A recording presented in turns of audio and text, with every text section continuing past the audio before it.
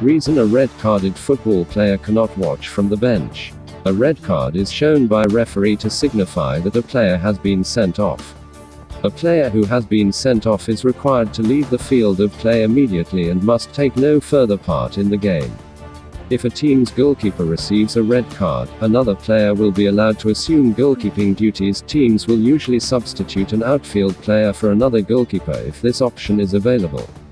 There are two kinds of red card: a double yellow card, in which the referee shows a yellow card, followed by a red card, and a straight red card, which the name suggests the referee will produce a red card without showing a yellow.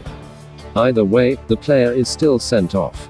A player who receives a red card will receive a suspension, sometimes 1 match or most of the times even more, depending on the severity.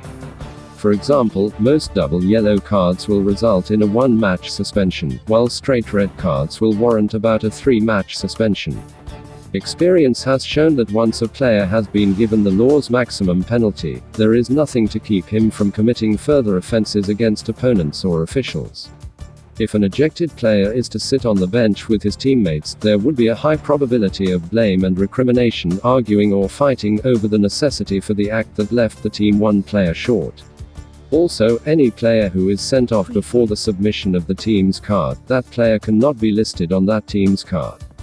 If a player is not listed as a player, substitute or team official, that player cannot be in the technical area.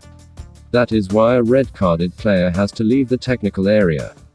The red card basically means a player cannot take further part in the game. Being on the bench is considered to be still part of the game. That means that players on the bench can get a red card too.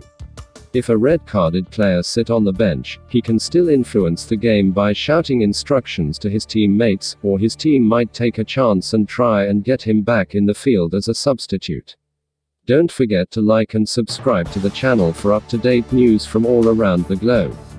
Thanks for watching. It was latest football news daily. Have a nice one, and see you in a bit.